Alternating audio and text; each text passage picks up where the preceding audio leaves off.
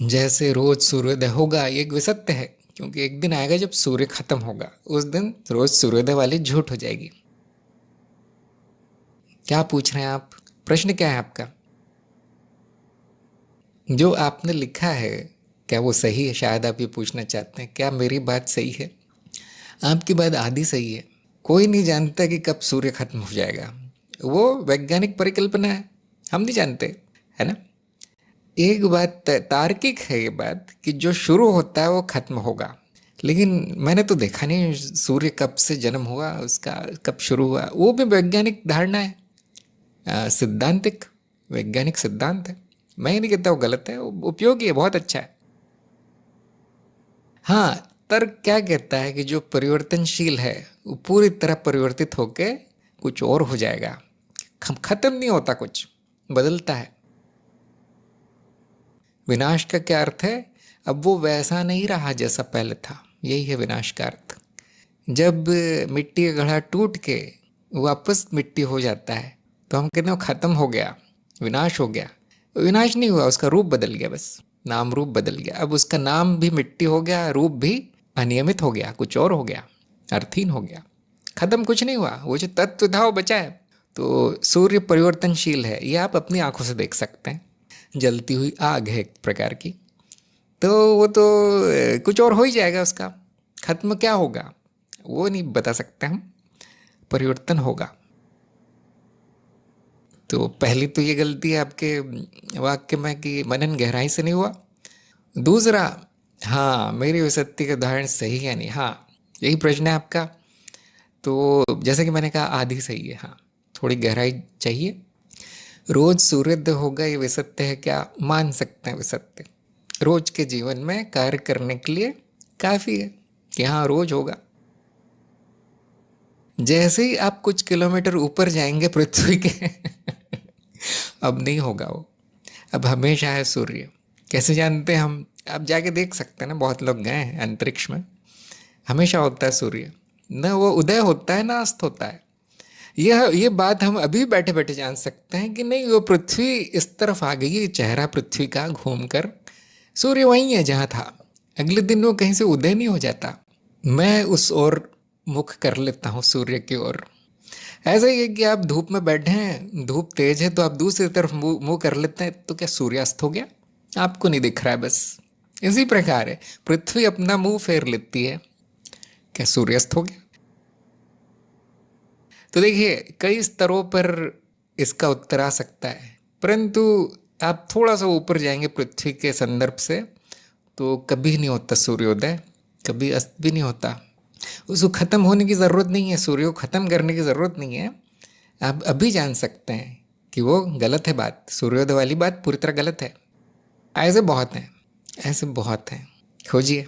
अब अगर पृथ्वी के ऊपर भी पहुंच गए तो ये नहीं जान पाएंगे कि सूर्य सच है या झूठ है, क्योंकि वो ठीक वैसा ही दिखेगा रोज, जब तक मानव जीवन है तब तक वो दिखेगा।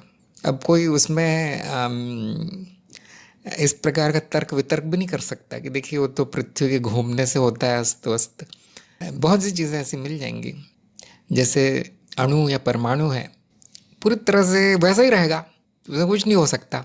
बहुत सी चीज़ें ऐसी तो क्या कह सकते हैं कि विज्ञान अधिकांश विषय ही है? समझा नहीं, कौन सा विषय? हाँ विज्ञान पूरी तरह विसत्य है। मेरे समझ के अनुसार केवल विज्ञान को ही विसत्य कहा जा सकता है, बाकी फिर जनता की कल्पना है, हर चीज़ कल्पना है, फिर वो विसत्य भी नहीं है, पूरी तरह झूठ है फिर।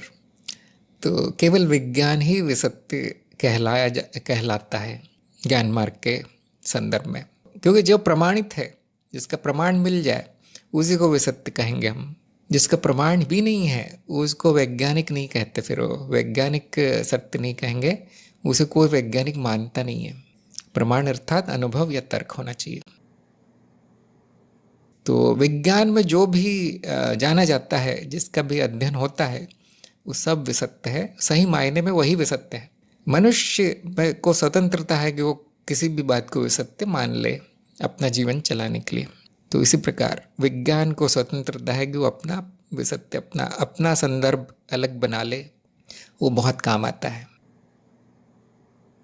तो इस प्रकार के विरोधाभास मिल जाएंगे, क्योंकि विसत्य की यही पहचान है कि वो कहीं न कहीं जाके टूट जाता है, कहीं न कहीं उसकी सीमा आ जाती है, वो समाप्त हो जाता है। मैंने तो एक उदाहरण बताया था, जो आपका ही उदाहरण है सूर्योदय का। उसकी सीमा बहुत जल्दी आ जाती है, आपको अंतरिक्ष में भी नहीं जाना पड़ेगा, आपको थोड़ा सा उत्तर में जाना पड़ेगा, उत्तरी ध्रुव की तरफ। आप देखेंगे उत्तरी ध्रुव के आसपास ऐसा क्षेत्र है जहाँ पे 6-6 महीने सूर्योदय नहीं होता, 6-6 महीने सूर्यास्त नहीं होता। बहुत लोग जानते होंगे बात, कुछ लोगों ने अपनी आंखों से देखा होगा। तो इस प्रकार छोटा सा अनुसंधान करने से कभी कभी वो सत्य विसत्य हो जाता है, लेकिन उसमें कोई बड़ी समस्या नहीं है, हमें कोई बड़ी समस्या नहीं आती, जीवन अच्छा चलता है। अगर किसी कल्पना में भी व्यक्ति जी रहा है और वो सुखी है, जीवन अच्छा चल रहा है, विसत्य मान के चला लीजिए, कोई कोई बड़ी चीज़ नहीं है। और इसमें बहुत ज़्यादा समय बर्बाद करना विसत्य की खोज में बेकार है साधक के लिए। सत्य ज़रूरी है, सत्य की खोज कीजिए। आपके मानव जीवन में ये जांच लीजिए कि सत्य क्या है, तो जीवन सफल होगा। बाकी बौद्धिक मनोरंजन, बौद्धिक मनोरंजन जो उपयोगी हो तो करना चाहिए, नहीं तो समय की बर्बादी है।